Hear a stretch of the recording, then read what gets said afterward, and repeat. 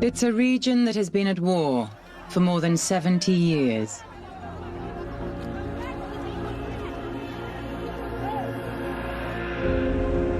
Kashmir, a place rich in culture and tradition. Home to Muslims, Hindus, Buddhists, and Sikhs. A state which has for decades fermented hate and fanaticism, driving apart two countries who were once one. Kashmir is usually portrayed as a beautiful woman who is stuck between these brute nations of India and Pakistan. The fact is that India and Pakistan will never be settled neighbors. Each nation secretly seeks to assert its control over the region. But with every clandestine confrontation, the stakes get higher. You keep your fingers crossed, you're nervous, because what if it goes out of control? What if they deploy nuclear weapons? Caught in the middle, the Kashmiri people. On the 5th of August 2019, Indian Prime Minister Narendra Modi revoked Kashmir's special status in India's constitution, taking away its autonomy. Bitterly opposed to anyone else running their affairs, thousands of Kashmiris take to the streets. The retribution from India is swift. Prime Minister Narendra Modi orders his soldiers to take control, arresting anyone who gets in their way. How was Modi able to secretly seize one of South Asia's most contentious territories? What dark deals have been done by world leaders to prolong the conflict in Kashmir?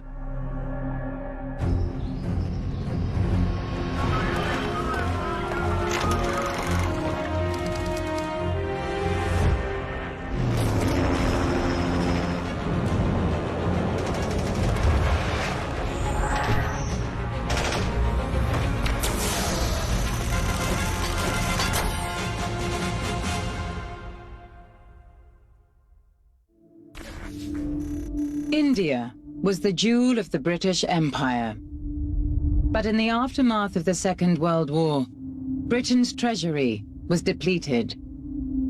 India was a prize Britain could no longer afford. At the end of the Second World War, Britain was absolutely bankrupt for fairly obvious reasons, and yet it was holding on to a major empire across the world. And the Labour government decided we have to give India independence as soon as possible. And Mountbatten, who was the last Viceroy of India, actually did a pretty quick job. And Mountbatten simply said, we are leaving in 1947. And that was a sort of shock treatment that all of the parties who were vying for power in post-independence India would have to get their act together pretty quickly. India's political leaders were deeply divided along religious lines. Muslims and Hindus started attacking each other as the British withdrew. On the 14th of August 1947, the Muslim-majority nation of Pakistan was formed under its founder and first president, Muhammad Ali Jinnah. The Hindu-majority nation of India followed a day later, under its first prime minister, Jawaharlal Nehru. The conflict between India and Pakistan goes back to 1947. Partition was a sudden and fairly brutal process. And the problem was that Kashmir, which is both Muslim and Hindu, was made into a special status territory, both for Pakistan and for India, and it was never reconciled to either of them. This hurriedly decided partition, with little thought to the region's history and culture, became a grim reality. More than 15 million people were forced to abandon their homes as religious groups who had coexisted for generations turned on each other. It left a great mess in Kashmir, and the intercommunal violence that took place certainly involved millions of people and hundreds of thousands of deaths, some say millions of deaths, in the chaos that followed. As the region was divided in two, civil unrest broke out in the princely state of Jammu and Kashmir. At the time of Indian-Pakistani independence from British rule, Jammu and Kashmir wasn't under direct administration of the British Empire, so the princely states were given the option of essentially joining either India or Pakistan, depending on contiguity and demographics. Kashmir in particular provided a quite complicated case, given that it was contiguous to both India and Pakistan and had a Hindu ruler but a Muslim majority population. At the time of partition, Kashmir was ruled by the Sikh ruler, Maharaja Hari Singh. Caught between two powerful nations, he stalled for time. India's political leader, Jawaharlal Nehru, had Kashmiri roots. Like many Hindus, he and Mahatma Gandhi saw the region as a key part of modern India. But Muslim veterans, newly returned to Kashmir after fighting for Britain in World War II, wanted to take their homeland into Pakistan. Facing repeated uprisings and unrest from both sides, in 1947, Maharaja Singh signed the Instrument of Accession, also known as Article 370. This gave India sovereignty over Kashmir. The two versions to it. One was that he voluntarily signed an instrument of accession with India. The other is he was forced to sign an instrument of accession. But whatever way you look at it, the result was that the instrument of accession allowed Indian troops to come in to force their way into Kashmir Valley and fight. That instrument of accession does not give India an unconditional right to Kashmir. It has certain restrictions. Those restrictions being that India can only make law on defense, communications, and foreign affairs. It would later be revealed that Pakistan had been supplying the Kashmiri Muslims with weapons. There was an underneath war which was being planned without knowledge of the commanders at the top who were British. What Pakistani officers did was put together this small group of tribal warriors and pack them off to Kashmir to fight. Thousands of people fled into refugee camps on both sides of the border. India went to the UN asking that Pakistan be stopped. And that's the beginning of the first two resolutions at the United Nations on Kashmir, which got UN involved in the Kashmir conflict. A ceasefire line was agreed, splitting Kashmir in two. 65% remained under India's control. 35% was now part of Pakistan. At the time, the provisions of the UN Security Council resolutions did not make a provision for sort of Kashmiri independence, which was one of the desires of the people, at least within the Kashmir Valley, if not the broader region. In 1972, the ceasefire line was reclassified as the formal line of control, the de facto border of Kashmir to this day. There is a line of control across Kashmir, which is a relatively narrow territory, and that line of control varies according to the route of rivers. And in any given winter, the rivers will change their routes and the line of control moves north a bit and south a bit and causes immense tension between the peoples who live either side of that line of control.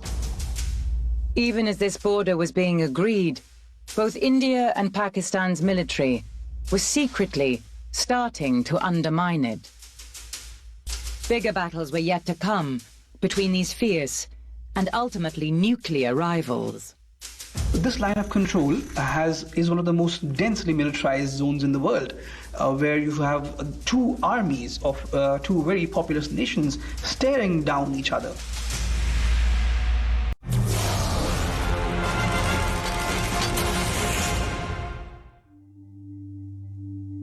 After partition, India inherited the bureaucracy left by the British. It had a centrally functioning government through which it could assert its control over Kashmir. Pakistan, by contrast, suffered from a weak economy. Slowly, it forged an identity based upon the supremacy of its military. In 1958, the General Muhammad Ayub Khan seized power in a military coup. Our people were frustrated.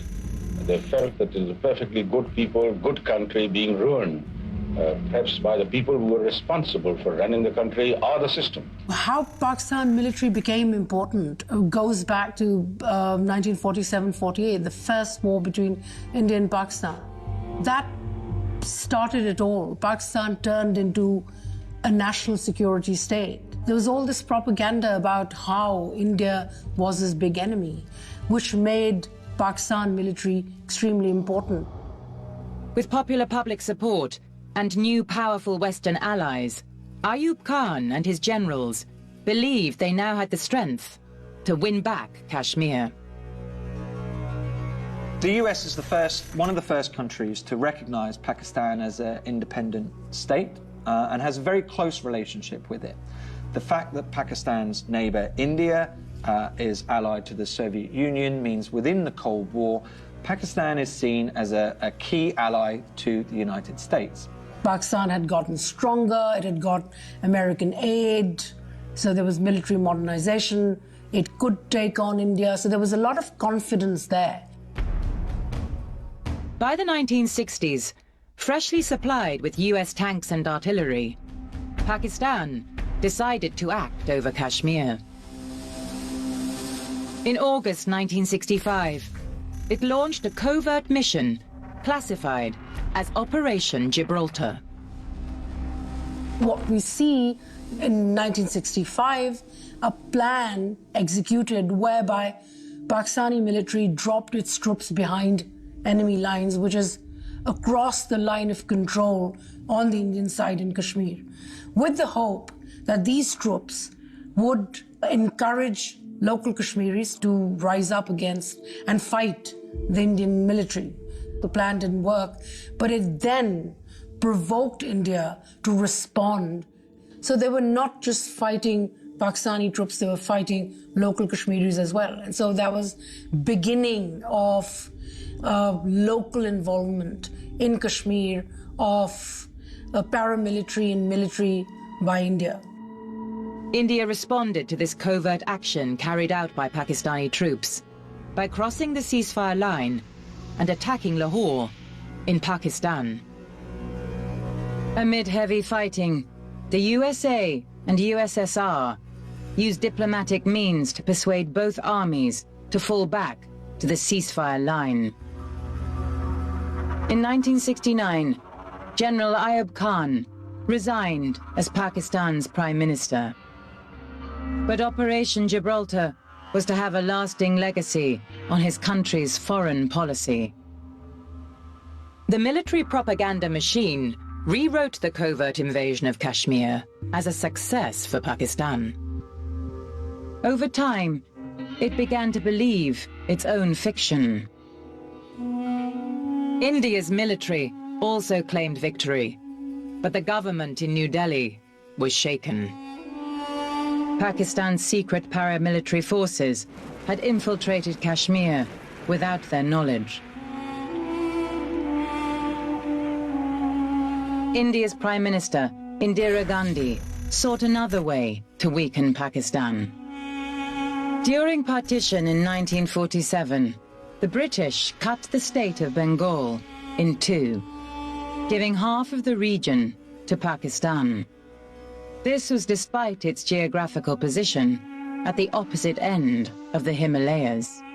Indira Gandhi addressed the biggest vulnerability in Pakistan's architecture, which was it had two wings, West Pakistan and East Pakistan, separated by 1,000 miles of enemy territory, which is India. I mean, it's unimaginable, that kind of a country.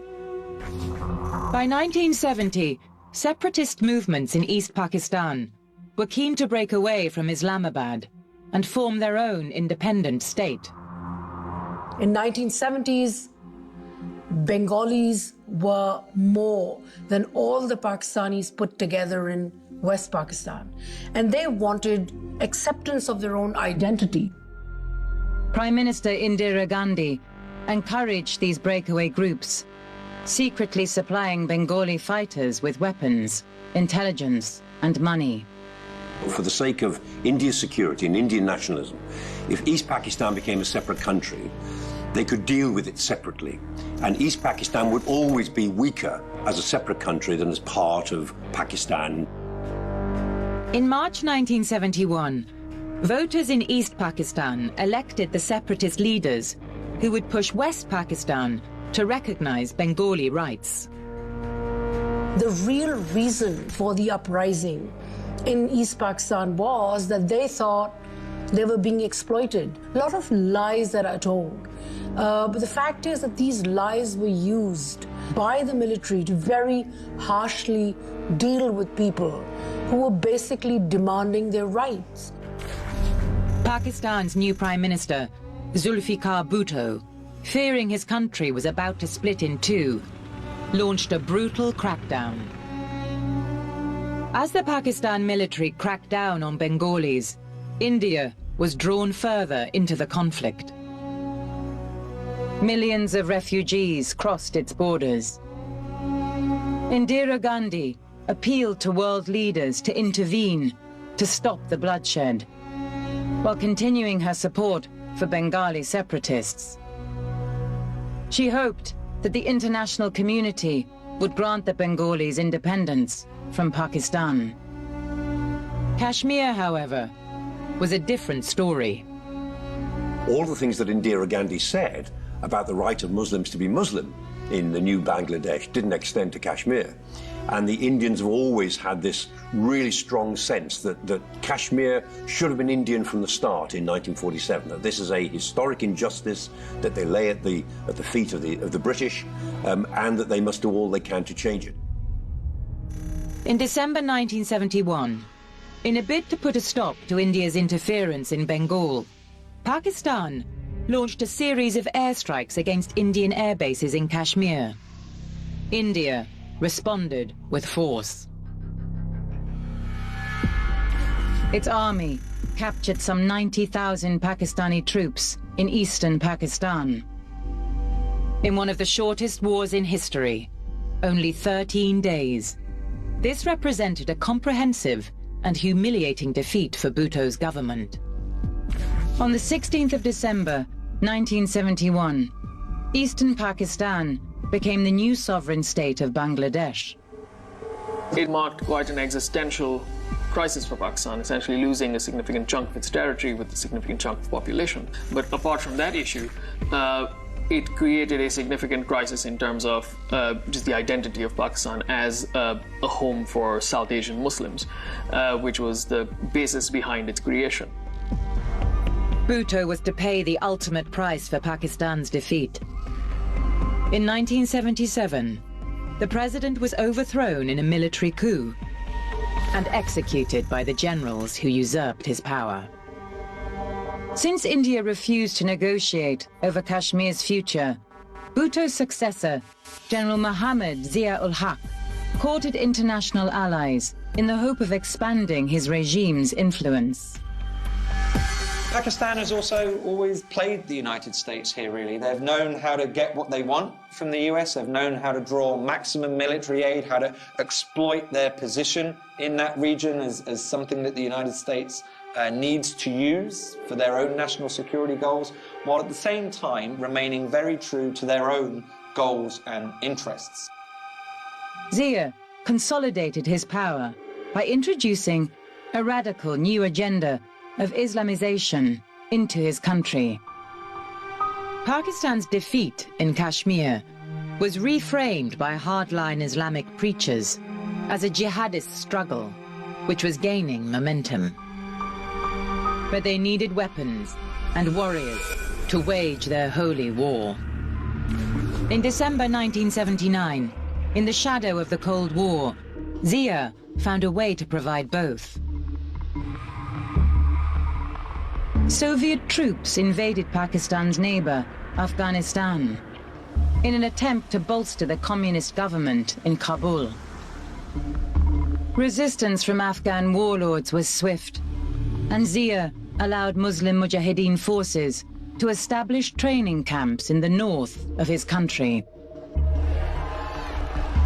He instructed Pakistan's secretive spy division, the Inter-Services Intelligence Directorate, or ISI, to support the Taliban. One man who would receive this support was Osama bin Laden. During the last years of the Cold War, by helping thwart the Soviet army in Afghanistan, Pakistan became the third largest recipient of American military aid. The United States was too far away and too uncommitted to come and directly fight a war in Afghanistan. India and Pakistan both became subject to the geopolitical games of the Cold War. In the 1980s, under the military dictatorship of Zaire, become extremely relevant, especially as Pakistan becomes a hub through which the United States launches one of its largest and most significant covert operations, the CIA-sponsored opposition to the Soviet occupation of Afghanistan. As Pakistan's access to military aid increased, Indira Gandhi's government sought to curb Islamabad's resurgence by building a relationship with the USSR. India sided, in effect, with the Soviet Union. It got its weapons from the Soviet Union. It used its relationship with the Soviet Union to prove that it wasn't just a puppet of the United States and the West. And that policy locked India into some pretty strong Cold War stances. And that resulted, of course, in the West, and particularly the United States, backing Pakistan even more strongly. In 1980, India became one of the world's largest arms importer, and Moscow was its purse. The Soviets provided a $1.6 billion loan for military purchases. Both countries now entered a secretive arms race, one which would take the world to the brink of nuclear war.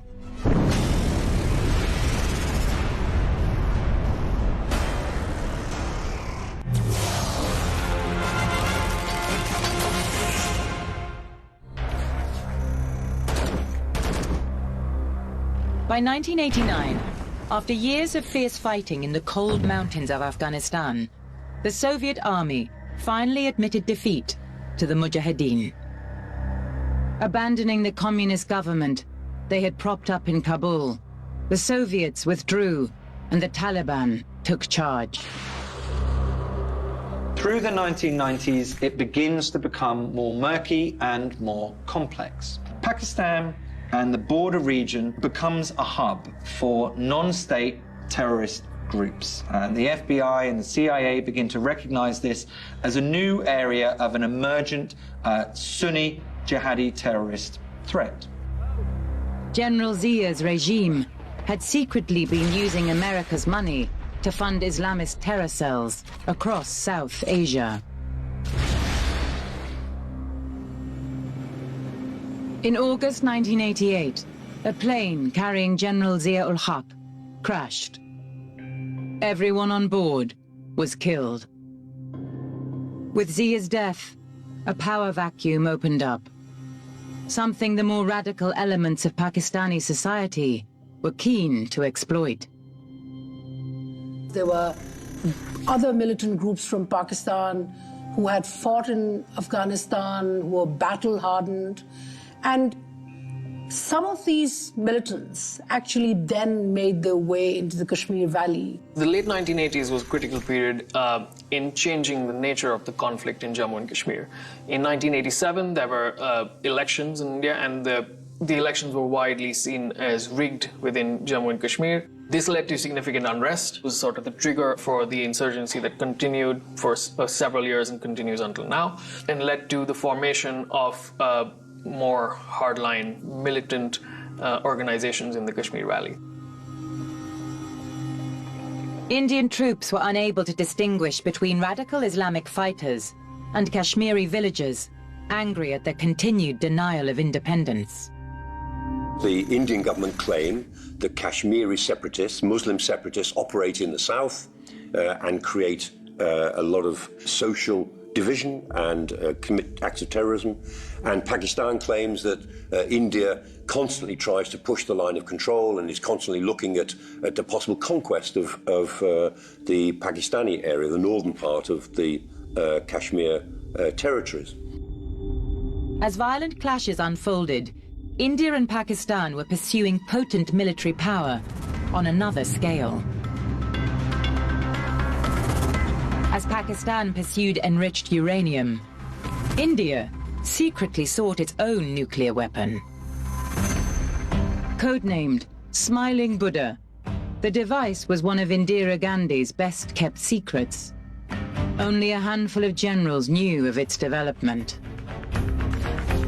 On the 18th of May, 1974, India shocked the world by successfully testing Smiling Buddha. What 1974 Indian nuclear test did, it drew international attention. It was, as India claimed, a peaceful nuclear program, but also a signal to the world that India had acquired the potential to go atomic, and therefore should not be taken lightly. India had exploded a bomb in 1974, but it was a peaceful nuclear explosion, according to the Indians, and they didn't do anything else after that. But in 1998, Pakistan tested a weapon, India tested a weapon, and they both joined the nuclear club. There were new stakes to be considered on the border skirmishes in Kashmir.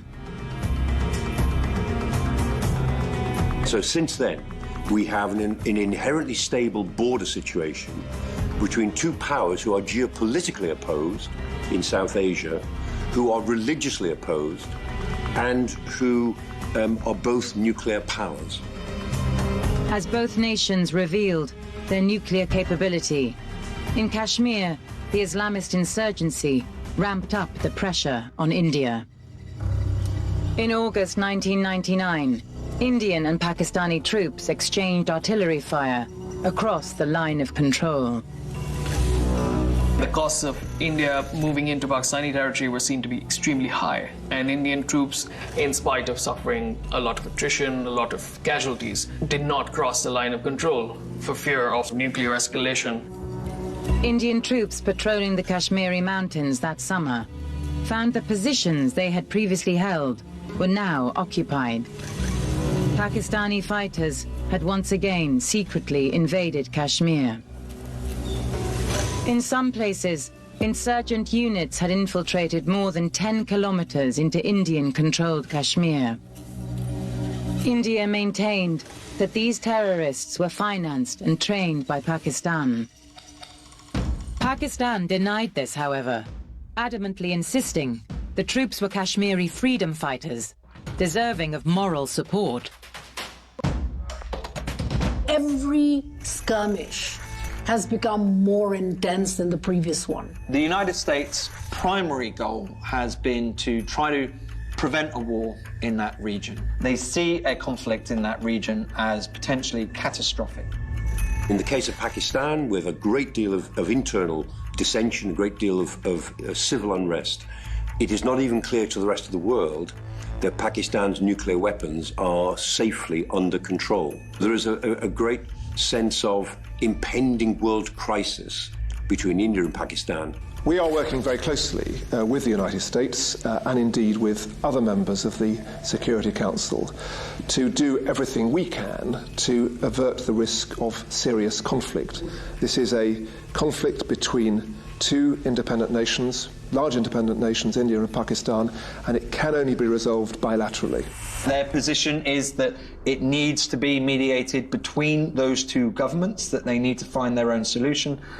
But they've never really been able to successfully play a peacemaker role there, despite, on occasions, personal interventions on the part of presidents. It is also critical to note that there is no bilateral crisis management mechanism between India and Pakistan. So the United States, in particular, as well as sort of the United Kingdom and some other international actors, play a very important role. In Kashmir, suicide bombings of army stations, followed by brutal crackdowns on rural populations, continued through the 1990s. But Pakistan's confidence that it could continue to back Islamic groups in the region, whilst keeping America on their side, was about to be tested to the limit. Following the September 11th terrorist attacks in New York in 2001, Washington substantially shifted its relationship with Islamabad. So this combination of souring relations over their closeness to the Taliban, their funding of the Taliban, their protection of Osama bin Laden, and their persistent development of nuclear weapons means that by the time 9/11 occurs, relations between these two countries are very tense and quite dysfunctional. No longer a Cold War ally, the Pakistani government found itself branded a friend of terrorists. Something it was forced to confront again when those same fighters took their fight to India.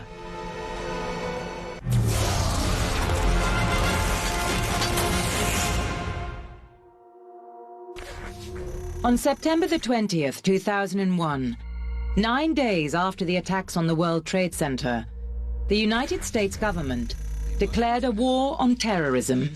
They will be stopped, and they will be punished. The message was very clear. You are either with us or with the terrorists. This new war placed Pakistan in the dilemma of either continuing to support the Taliban or disavow them, and also disengaging from its geopolitical interest in Afghanistan and Kashmir, both considered vital to its national security. President Musharraf assumed a deceitful position that ended up breaking Washington's trust.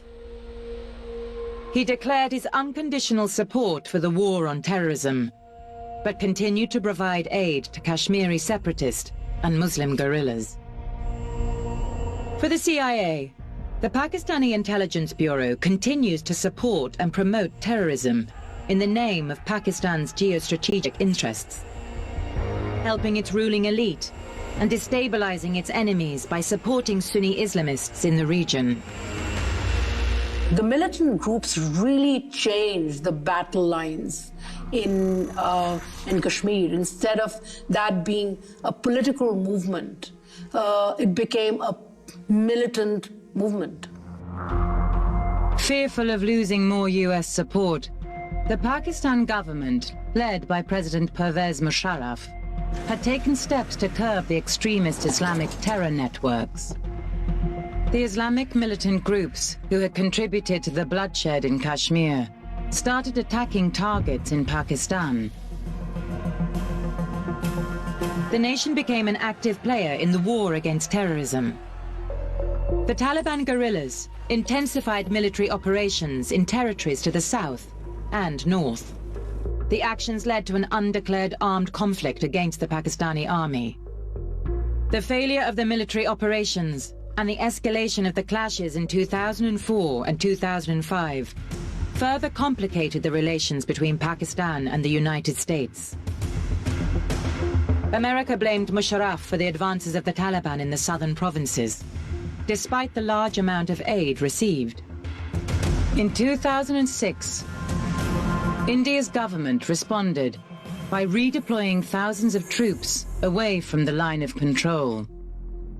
President Musharraf and Prime Minister Manmohan Singh came up with a formula to move towards a resolution. However, this process stalled at sort of later stages when it moved towards details and towards more thorny issues.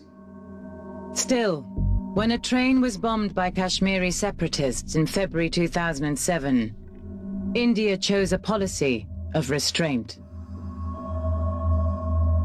These tentative steps towards peace were only rewarded with more bloodshed.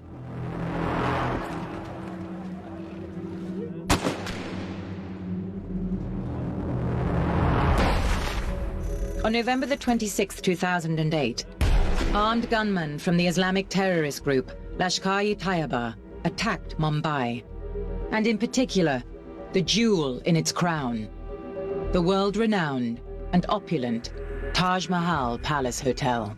Mumbai attacks were very different in their constitution. It was no longer a battle fought on the line of control or in Kashmir. It was a fight which had been taken into the streets of India, killing hundreds of people, innocent people, people who were not expecting such an attack to happen. It really shook the imagination of Indian people and generated an anger, a spirit of anger. India claimed that the terror group were a direct proxy of the Pakistani State Intelligence Service, the feared ISI. Pakistan denied the accusations. In 2011, the already deteriorated relations between the United States and Pakistan reached their lowest point when the US launched an operation to kill Osama bin Laden in Abbottabad. For many in the Pakistani military, this was a bridge too far. It meant an unacceptable violation of its national sovereignty. In 2014, voters swept the Hindu nationalist Narendra Modi to power. His BJP party began to pursue a nationalist agenda. One of its founding fathers had argued that in one country you cannot have two constitutions and two leaders and two flags. Indian Prime Minister now has taken a very assertive view on Kashmir. Modi's government ordered artillery bombardments along the line of control in response to attacks on civilian and military targets. Thousands of Kashmiris start to protest against their treatment.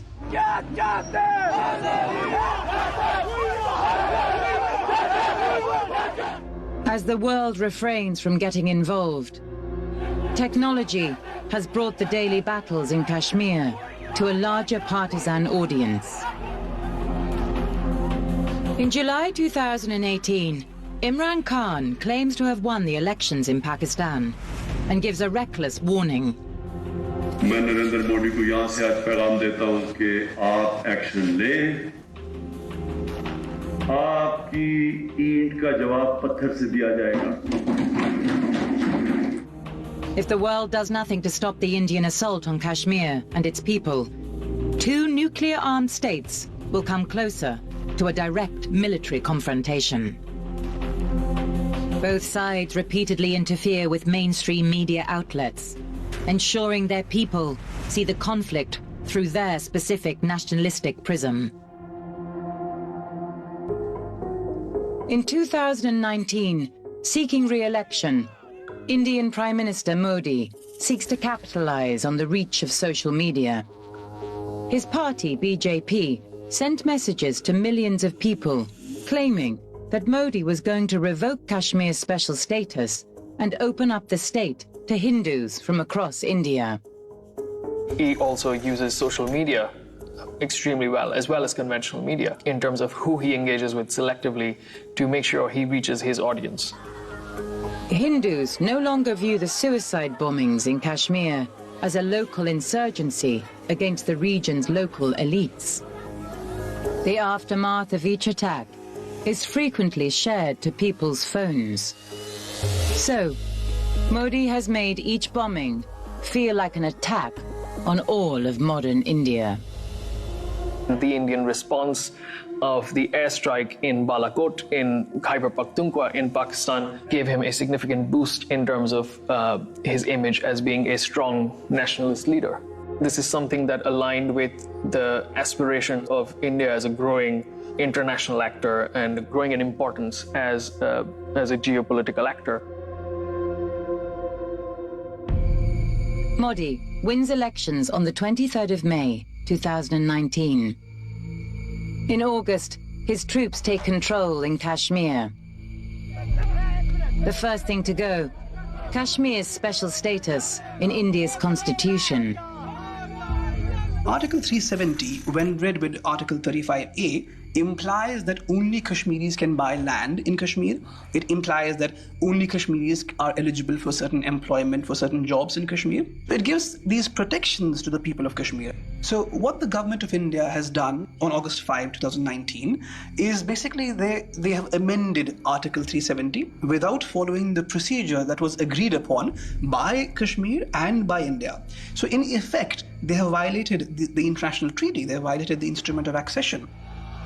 Modi's recent actions in Kashmir are inspired not just by the lessons which India has learned in the course of 71 years of conflict over Kashmir, but really his Hindutva ideology. It's more to do with the kind of India that Modi wants to produce, a majoritarian rule where there's very little room for Kashmiris asking for independence or for exercising their choice to perhaps go and join Pakistan or even autonomy. No longer America's cozy Cold War ally, Pakistan could only protest.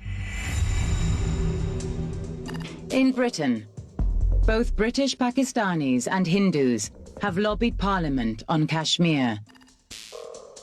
Security experts have warned of possible radicalization in the UK.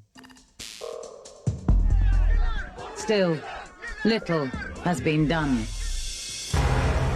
Neither India nor Pakistan seems willing to give up their claim to sovereignty over Kashmir.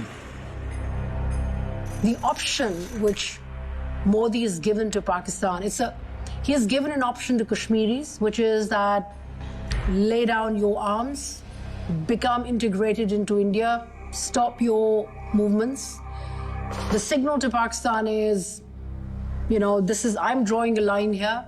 If you want to use military, by all means, then I'm going to fight back. So the only question that needs to be asked is whether the people who are living on the other side of the line of control, the side that India calls Pakistan occupied Kashmir and Pakistan calls Azad Kashmir, which means free Kashmir. The only question that needs to be asked about that area is not whether India wants to recapture it or not, but whether the people living in that area want to merge with India or not. Many international actors have tried to broker a deal on Kashmir, and the obvious deal is staring everyone in the face, which is that southern Kashmir is intrinsically Indian and northern Kashmir is intrinsically Pakistani, and the populations will get used to that idea, even though they're intercommunal. That's the solution. A simple solution on paper. But after decades of conflict, Kashmir still remains an open sore between these two nuclear giants. A focus for their differences in culture, faith, and territorial ambition. And a wound that doesn't look like it will be healing anytime soon.